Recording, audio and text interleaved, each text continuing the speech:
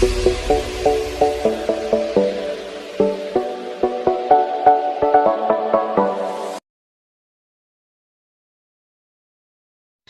Back to my channel friends. இன்றைக்கி நாம் பார்க்க போகிறது எக்ஸோ கிட்டி சீசன் 1 எபிசோட் 9 தான். ஏதோ அப்படிமே மார்னிங் கியூ வார்ம் அப் பண்ணிகிட்ருக்கான். அப்போ Minho a reason a season and a lifetime அப்படின்னு சொல்லிட்டு இருக்கான். எதை பற்றி சொல்லிட்டு இருக்க அப்படின்னு சொல்லிட்டு கியூ கேட்குறான். அதுக்கு மின்ஹோ எல்லா ரிலேஷன்ஷிப்பும் இந்த 3 கேட்டகரிக்குள்ளே ஃபிட் ஆகிடும் அப்படின்னு சொல்லி நான் மேகசினில் படித்தேன் அப்படின்னு சொல்கிறான். இதிலேருந்து நான் தெரிஞ்சுக்கிட்டது என்னென்னா, மேடிசனும் எனக்கும் எல்லா ரிலேஷன்ஷிப்பும் கட்டானாலும் அது எல்லாமே ஒரு ரீசனால் தான் நடந்திருக்கு அப்படிங்கிறது எனக்கு புரியுது அப்படின்னு சொல்லிட்டு சொல்கிறான். கரெக்ட் தான் அப்படின்னு சொல்லிட்டு கியூ சொல்கிறான். அதுக்கு மின்ஹோ சொல்கிறான், இல்லை அப்படி இல்லை, எனக்கு சம்திங் ரியலாக ஏதோ கிடைக்க போகுது, அதனால தான் இப்படிலாம் நடந்திருக்கு அப்படின்னு சொல்லிட்டு சொல்கிறான். அதுக்கு கியூ சொல்கிறான் உன்னால் மட்டும் எப்படி உன்னை இப்படி பெட்டராக மாற்றிக்க முடியுது அப்படின்னு சொல்லிட்டு கேட்குறான். அதுக்கு மின்ஹோ சொல்கிறான், உனக்கும் ஃப்ளோரியானுக்கும் எப்படி போயிட்டுருக்கு அப்படிங்கிற மாதிரி கேட்குறான். அவனுக்கு கொஞ்சம் ப்ராப்ளம்லாம் போயிட்டுருக்கு, அவன் கூட நான் இருப்பேன் எப்போவுமே அப்படிங்கிற மாதிரி கியூ சொல்கிறான். அப்போ தேவும் கிட்டியும் ரூம்லேருந்து வெளியில் வராங்க. 2 பேரும் குட் மார்னிங் சொல்லிக்கிறாங்க, ஹக் பண்ணிக்கிறாங்க. அதை பார்த்து மின்ஹோ 2 பேரும் இதே வேலையாக போச்சுடா அப்படிங்கிற மாதிரி பார்க்குறாங்க. அதை பார்த்ததும் மின்ஹோவுக்கு ரொம்பவே காண்டாயிடுது. கிட்ட இன்றைக்கி நீ ரொம்பவே அழகாக இருக்க அப்படின்னு சொல்கிறான். நான் காஃபி போட போகிறேன் அப்படின்னு சொல்லிட்டு கிட்டி சொல்கிறா. நான் மக்ஸ்லாம் கொண்டு வரேன் அப்படின்னு சொல்லிட்டு சொல்கிறான். எதுக்காக சியர் பண்ணிகிட்ருக்கீங்க மார்னிங்கே அப்படின்னு சொல்லிட்டு கியூ சொல்கிறான். எனக்கு வேர்ல்ட்லேயே பெஸ்ட்டு ஃப்ரெண்டு கிடச்சிருக்கான், அதுவே அவனே என் பாய் ஃப்ரெண்டாக ஆகிட்டான், அதுக்காகலாம் இல்லை, கிளாஸில் எல்லாத்துலேயும் ஃபெயில் ஆகிட்டேன், இன்னொரு தடவை ஃபைனலில் ஃபெயில் ஆனானா எனக்கு ஸ்கூலை விட்டே அனுப்பிடுவாங்க, ஸோ நான் இன்னும் நிறைய படிக்கணும் அப்படிங்கிற மாதிரி சொல்கிறா. அப்போ சொல்கிறான், நம்ம எல்லோரும் சேர்ந்து அவளுக்கு ஹெல்ப் பண்ணலாம் அப்படிங்கிற மாதிரி சொல்கிறான். அதுக்கு கியூவும் ஓகே சொல்கிறான். நான் ரொம்ப பிஸி அப்படிங்கிற மாதிரி மின்ஹோ சொல்கிறான். இல்லை எல்லாருமே அவளுக்காக ஹெல்ப் பண்ணணும் அப்படின்னு சொல்லிட்டு சொல்கிறான். தான் எப்போவுமே ஹை மார்க்ஸ் வாங்குவான், நம்ம கிளாஸ்லேயே அவன் தான் எப்போவுமே ஃபஸ்ட்டு, ஸோ அவன் நல்லாவே உனக்கு சொல்லித்தருவான்னு நினைக்கிறேன் அப்படின்னு சொல்லிட்டு கியூ சொல்கிறான். ஸோ நானும் சொல்லித்தரேன் அப்படின்னு சொல்கிறான். அப்போது கொரியன் லாங்குவேஜில் அப்படின்னு சொல்லிட்டு மின்ஹோ சொல்கிறான். எல்லாமே அவளுக்கு சொல்லித்தரலாம் அப்படிங்கிற மாதிரி கியூ சொல்லிக்கிறாங்க. ஸோ அப்படியுமே ப்ரெஷர் இல்லை அப்படின்னு சொல்லிட்டு கிட்டி சொல்கிறா. எல்லோரும் சேர்ஸ் பண்ணிக்கிறாங்க. அலெக்ஸ் ஜீனா லிம்மை ஃபாலோ பண்ணி வராரு. என்ன ஒரு இன்சிடென்ட்ஸ் அப்படின்னு சொல்லிட்டு லிம் சொல்கிறாங்க. இல்லை நான் அவங்கள ஃபாலோ பண்ணி வந்தேன் அப்படின்னு சொல்லிட்டு அலெக்ஸ் சொல்கிறாரு. எதுக்கு அப்படிங்கிற மாதிரி அவங்க யோசிக்கிறாங்க. இப்போ அதை மாதிரி பேசுகிறது நல்ல விஷயம் இல்லை தான், ஆனால் உண்மையை சொல்லி ஆகணும், நான் உங்கள் பையன், நீங்கள் சொன்னாலும் சொல்லாட்டியும் நான் உங்கள் பையன்தான் அப்படிங்கிற மாதிரி அலெக்ஸ் சொல்கிறாரு. அப்போ ஒரு மாதிரி என்ன சொல்ல வராங்க அப்படிங்கிற மாதிரி லிம் பார்க்குறாங்க. உங்கள் பையன்தான், ஆனால் நான் நல்லா வளர்ந்துருக்கேன், என்னை அமேசிங்கான பர்சன்ஸ் என்னை நல்லா வளர்த்துருக்காங்க அப்படின்னு சொல்லிட்டு சொல்கிறாரு. நீ என் பையன் நான் எப்படி சொல்கிற அப்படிங்கிற மாதிரி லிம் கேட்குறாங்க. எனக்கு கொஞ்சம் வருஷத்துக்கு முன்னாடியிலேருந்தே ரொம்ப ஆர்வமாக இருந்துச்சு என்னை பெற்றவங்க யாருன்னு தெரிஞ்சுக்கணும் அப்படின்னு சொல்லிட்டு. அதனால லீயோட ரிலேஷன் ஒருத்தரோட டிஎன்ஏ டெஸ்ட் எடுத்து பார்த்தேன். அப்போ லீ தான் என்னோடய அப்பா அப்படின்னு சொல்லி தெரிஞ்சிருச்சு அப்படின்னு சொல்கிறாரு. அதுக்கு உடனே லிம் சொல்கிறாங்க, அது தெரிஞ்சதுனால தான் நீ கிஸ்க்கு வந்தியா அப்படின்னு சொல்லிட்டு கேட்குறாங்க. ஆமாம் அப்படின்னு சொல்லிட்டு அவர் சொல்கிறாரு. லீக்கே இது தெரியாது அப்படின்னு சொல்லிட்டு லிம் சொல்கிறாங்க. அப்போது கிட்டி தான் உங்ககிட்ட இதை சொன்னாலா அப்படின்னு சொல்லி கேட்குறாங்க. ஆமாம் அப்படின்னு சொல்லிட்டு அவர் சொல்கிறாரு. அப்போ அந்த பேபி பிரேஸ்லெட் இருக்கு இல்லையா, அதை அவங்கக்கிட்ட கொடுக்குறாங்க. அதை வாங்கிட்டு லிம் வீட்டுக்கு போகிறாங்க. அவங்க ஹஸ்பண்ட் கிட்ட பேசுகிறதுக்கு ட்ரை பண்ணுறாங்க. அவர் ஃபோனில் பேசிகிட்ருக்காரு. ஸோ அவங்க வெயிட் பண்ணிகிட்ருக்காங்க. அவர் பேசி முடித்ததும் யூரி வீட்லேயா இருக்கா அப்படின்னு சொல்லி கேட்குறாங்க. இல்லை அவள் இன்னும் வரலன்னு நினைக்கிறேன் அப்படின்னு சொல்லிட்டு சொல்கிறாரு.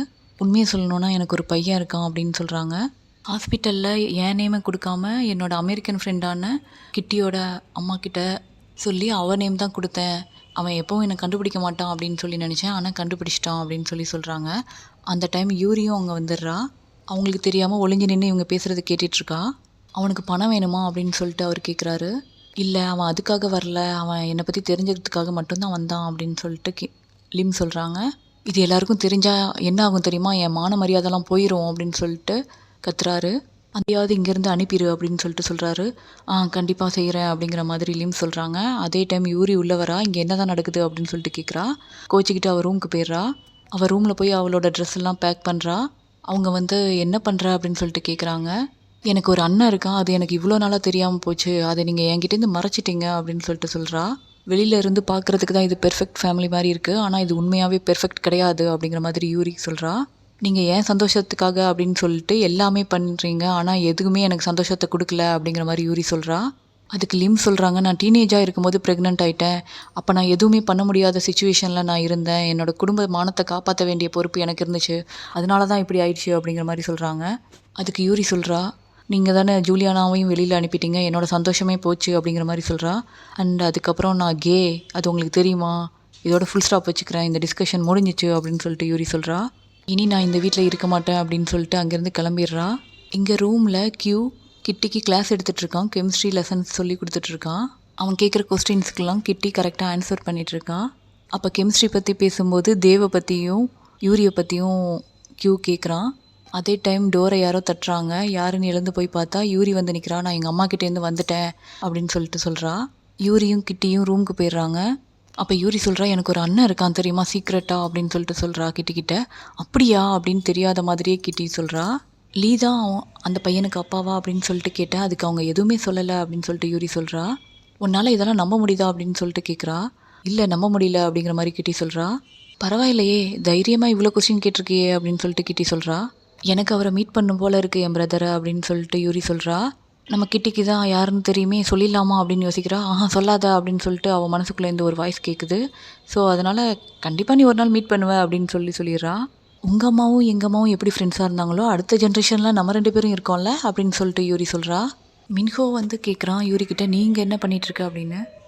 நான் இங்கே வந்துட்டேன் எங்கள் அம்மா விட்டுட்டு அப்படின்னு சொல்லிட்டு சொல்கிறா. 3 பேரும் சேர்ந்தா இருக்கீங்க அப்படின்னு சொல்லிட்டு மின்ஹோ கேட்குறான். இல்லை நான் கே, எங்கள் அம்மா கிட்ட உண்மையை சொல்லிட்டு நான் வீட்டை விட்டு வெளில வந்துட்டேன் அப்படின்னு சொல்லிட்டு யூரி சொல்கிறா.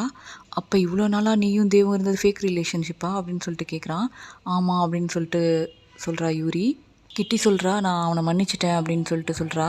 அதுக்கு மின்ஹோ சொல்கிறான், நான் மன்னிக்க மாட்டேன், இவ்வளோ நாளாக என்கிட்ட பொய் மேலே பொய்யா சொல்லியிருக்க, ஒரு ஃப்ரெண்டுக்கிட்ட கூடவா இப்படி சொல்லுவேன் அப்படின்னு சொல்லிட்டு அவன் அங்கேருந்து கோச்சிட்டு போயிடுறான். ரூமில் கிட்டி, யூரி, தே அண்ட் மின்ஹோ, கியூ எல்லாரும் சேர்ந்து ஜாலியாக பேசிகிட்டு இருக்காங்க. அப்போ யாரெல்லாம் காஃபி குடிக்க வரீங்க அப்படின்னு சொல்லிட்டு தே கேட்குறான். ஸோ காஃபி வாங்கிறதுக்காக வெளில போகிறாங்க. அப்போ மின்ஹோ கிட்ட தே சொல்கிறான், சாரி நான் உங்ககிட்ட பொய் சொன்னதுக்காக அப்படின்னு சொல்கிறான். அதனால் உனக்கு ஒரு பிரச்சனையும் ஆக போகிறதில்ல, அதனால தான் நான் வந்து பொய் சொன்னேன் அப்படிங்கிற மாதிரி தே சொல்கிறான். ஆனால் கிட்டி பாவம், நீ அவகிட்ட பொய் சொல்லிட்ட அப்படின்னு சொல்லிட்டு சொல்கிறான். அதுக்கு தே சொல்கிறான், அவள் மேலே என்ன உனக்கு திடீர்னு இவ்வளோ அக்கறை அப்படின்னு சொல்லிட்டு தே சொல்கிறான். என்ன சொல்கிறது அப்படின்னு சொல்லிட்டு மின்ஹோ யோசிக்கிறான். அந்த டைம் ஃப்ளோரியான் இன்னொரு பையன்கிட்ட பேசிகிட்டு இருக்கதை மின்ஹோ பார்த்துட்றான். அதை தே கிட்ட சொல்கிறான். ஸோ 2 பேருமா சேர்ந்து ஃபோட்டோ எடுக்கிறாங்க. அதை ஃபோட்டோவை கியூக்கு அனுப்பிடலாமா அப்படின்னு சொல்லிட்டு மின்ஹோ சொல்கிறான். இல்லை, உண்மை தெரியாமல் நம்ம எதுவும் பண்ணக்கூடாது அப்படின்னு சொல்லிட்டு தே சொல்கிறான். ரூமில் கிட்டி ஹெட்செட்டை போட்டுட்டு பாட்டு கேட்டுகிட்டே படிச்சிட்ருக்கா. அதே டைம் ஜூலியானா கிட்ட யூரி பேசிகிட்ருக்கா ஃபோனில். நான் இப்போ கிட்டி கூட தான் ஸ்டே பண்ணியிருக்கேன் தெரியுமா அப்படின்னு சொல்லிட்டு ஜூலியானா கிட்ட சொல்கிறா. அதுக்கு அவள் சொல்கிறா, நம்ம பேசுகிறத அவள் கேட்டுட்டா இருக்கா அப்படின்னு சொல்லி கேட்குறா. இல்லை, அவளுக்காக நான் ஒரு ஸ்டடி மிக்ஸ் ரெடி பண்ணி கொடுத்துருக்கேன், அவள் அதை கேட்டுட்ருக்கா அப்படின்னு சொல்லிட்டு சொல்கிறா. அவள் எனக்கு வெறும் ஃப்ரெண்டு தான், ஒன்றும் கவலைப்படாத அப்படிங்கிற மாதிரி சொல்கிறா. அவள் ரொம்ப ஸ்ட்ரைட் ஃபார்வேர்டு அப்படிங்கிற மாதிரி சொல்கிறா. அதை கிட்டி கேட்டுடுறா. கிளாஸில் ப்ரொஃபஸர் லீ, இது வரைக்கும் நடந்த எல்லா செமஸ்டர்லையும் நல்ல மார்க் வாங்கியிருக்கீங்கன்னா உங்களுக்கு ஃபைனல் பெரிய விஷயமா தெரியாது அப்படின்னு சொல்லிட்டு இருக்காரு. அதே டைம் டேலண்ட் ஷோவில் யாராவது பார்ட்டிசிபேட் பண்ணணுன்னு நினச்சிங்கன்னா பண்ணுங்கள், அவங்க ஃபெயில் மார்க் வாங்கியிருக்கவங்களுக்கு 10 பாயிண்ட்ஸ் எக்ஸ்ட்ரா கிடைக்கும் கிரேடில் அப்படின்னு சொல்கிறாரு. யாரெல்லாம் பார்ட்டிசிபேட் பண்ணுறீங்களோ அவங்க நேம் கொடுங்க அப்படிங்கிற மாதிரி சொல்கிறாரு. அப்போ யூரி கிட்ட வந்து நம்ம கொடுக்கலாம், ட்ரெடிஷ்னல் கொரியன் பற்றி தானே கேட்குறாங்க, எங்கள் அம்மா எனக்கு ஃபேன் டான்ஸ் சொல்லி கொடுத்துருக்காங்க, ஸோ நான் அது உனக்கு சொல்லித்தரேன் அப்படிங்கிற மாதிரி கிட்ட சொல்கிறா. ஃப்ளோரியான் கியூ கிட்ட, நீ எல்லாமே பாஸ் பண்ணிவிட்டு நல்ல மார்க்ஸ் எடுத்தேன்னா நீ பெரிய ஸ்போர்ட்ஸ் மேனாக வருவல்ல அப்படின்னு சொல்லி கேட்குறான். ஆமாம் அப்படின்னு சொல்லிட்டு கியூ சொல்கிறான். அதே டைம் தேவும் மின்ஹோவும் அந்த பக்கம் வராங்க. எங்கள் கூட வந்து உட்காருங்க அப்படின்னு சொல்லிட்டு கியூ சொல்கிறான். மின்ஹோ ஃப்ளோரியானை பார்த்து, உனக்கு ஸ்டடிலாம் எப்படி போச்சு, நைட்டு ஃபுல்லாக உட்காந்து படித்த போல இருக்குது அப்படின்னு சொல்லி கேட்குறான். ஆமாம் அப்படின்னு சொல்லிட்டு ஃப்ளோரியான் சொல்கிறான். ரொம்ப இன்ட்ரெஸ்டிங் அப்படின்னு சொல்லிட்டு தே சொல்கிறான். மின்ஹோவும் அதுக்கு இன்ட்ரெஸ்டிங் அப்படின்னு சொல்லிட்டு சொல்கிறான். ஃப்ளோரியான் அங்கேருந்து நான் கிளம்புறேன்ப்பா அப்படின்னு சொல்லிட்டு கிளம்பி போயிடுறான். அப்போ கியூ கேட்குறான், நீங்கள் 2 பேரும் ஏன் இப்படி வியர்டாக நடந்துக்கிறீங்க அப்படின்னு சொல்லி கேட்குறான். அதுக்கு நாங்கள் காஃபி குடிக்கலான்னு போனோம், அப்போ நாங்கள் பார்த்ததை பாரு அப்படின்னு சொல்லிட்டு மொபைல் எடுத்து அந்த ஃபோட்டோவை காட்டிடுறான். கிட்டியும் யூரியும் டான்ஸ் கிளாஸ்க்கு வராங்க. அப்போ யூரி கிளாஸ் எடுக்கிறான், அவளுக்கு எப்படி பிடிக்கணும், எப்படி ஸ்டெப் பண்ணணும் அப்படிங்கிற மாதிரி. அப்போ கிட்டிக்கு திரும்பவும் டிஃப்ரெண்ட்டாக ஃபீல் ஆகுது. அவள் யூரியவே பார்த்துட்ருக்கா. அப்போ யூரி என்ன அப்படின்னு சொல்லிட்டு கேட்குறா. அதே டைம்ஸ் உள்ள கேர்ள்ஸ்லாம் வந்துடுறாங்க. அதனால் அவங்க பேச முடியாமல் போயிடுது. கிரவுண்டில் கியூவும் ஃப்ளோரியானும் பேசிக்கிறாங்க. நீ என்னை சீட் பண்ணுறியா அப்படின்னு சொல்லிட்டு கியூ ஃப்ளோரியான் கிட்ட கேட்குறான். இல்லை, நீ என்ன சொல்கிற அப்படின்னு சொல்லி கேட்குறான். உனக்கு தெரியும், தேவும் மின்ஹோவும் சொன்னாங்கல்ல அப்படின்னு சொல்லி சொல்கிறான்.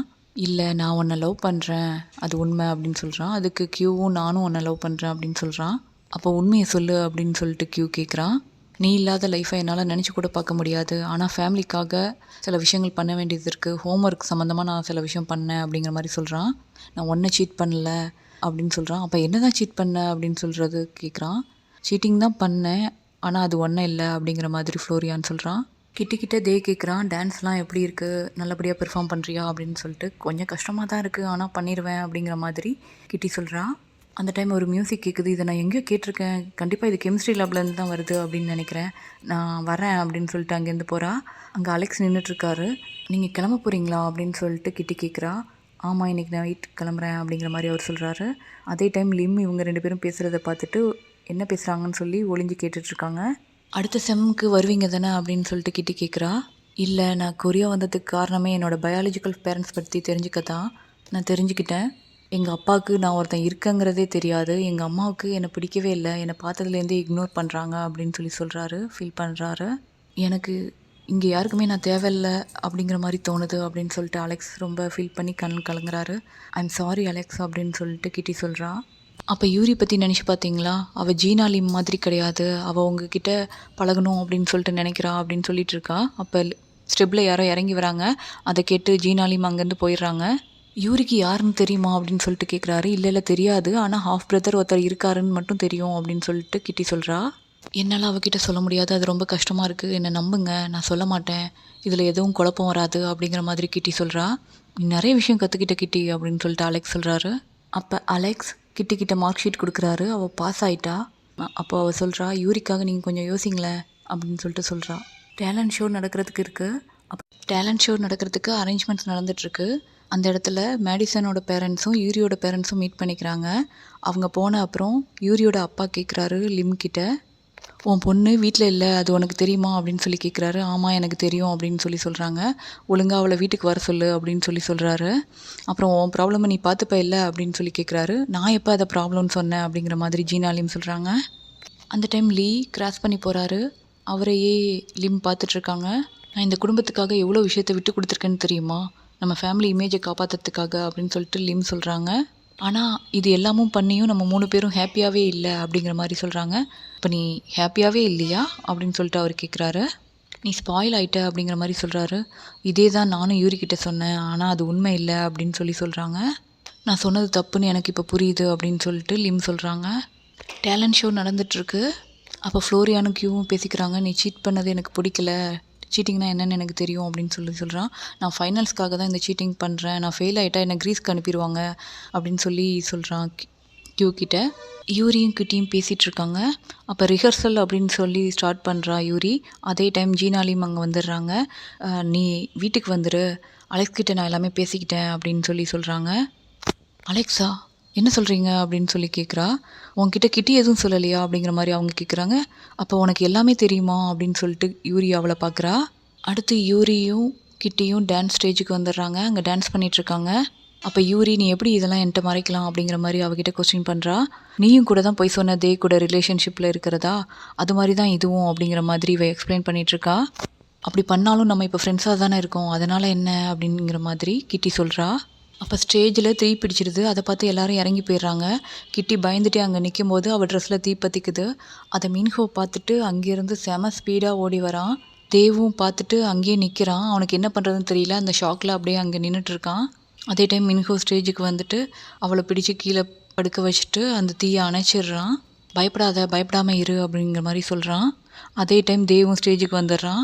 நான் வந்துட்டேன், கவலைப்படாத அப்படிங்கிற மாதிரி. நான் தான் ஃபஸ்ட்டு வந்தேன் அப்படிங்கிற மாதிரி மின்ஹோ சொல்கிறான். இல்லை, இப்போ நான் தானே இருக்கேன் அப்படிங்கிற மாதிரி தே சொல்கிறான். ஜீனாலையும் இதெல்லாம் பார்த்துட்டு ரொம்பவே அழுகுறாங்க. அப்போ அலெக்ஸ் வரதை பார்க்குறாங்க. அலெக்ஸும் யூரியும் பேசிகிட்டு இருக்காங்க. அவன் இன்னும் கிளம்பல அப்படின்னு சொல்லிட்டு அங்கே போகிறாங்க. 2 பேர் கையையும் பிடிச்சிட்டு அவங்க கூட்டிகிட்டு போகிறாங்க. லீயை பார்த்து நீங்கள் வாங்க அப்படின்னு சொல்கிறாங்க. நீங்கள் என்ன பண்ணுறீங்கன்னு உங்களுக்கு தெரியுதா அப்படிங்கிற மாதிரி அலெக்ஸ் கேட்குறாரு. என்ன பண்ண போகிறேன்னு தெரியலை, ஆனால் பார்த்துக்கலாம் அப்படிங்கிற மாதிரி 2 பேரையும் அங்கேருந்து கூப்பிட்டு போகிறாங்க. அப்போ கிட்டியும் தேவும் பேசிக்கிறாங்க. நான் இதை எப்படி சொல்கிறதுன்னு தெரில, ஆனால் சொல்லணும் அப்படின்னு சொல்கிறா. என்ன விஷயம் சொல்லு அப்படிங்கிற மாதிரி தே சொல்கிறான். எனக்கு வேற ஒருத்தர் மேலே ஃபீலிங் இருக்குது அப்படிங்கிற மாதிரி கிட்டி சொல்கிறா. எனக்கு தெரியும் அப்படின்னு சொல்லிட்டு தே சொல்கிறான். இரு, இன்றைக்கி அவனை கொல்லாமல் விட மாட்டேன் அப்படின்னு சொல்லிட்டு அங்கேருந்து போயிடுறான். அதோட இந்த எபிசோட் முடிக்கிறாங்க.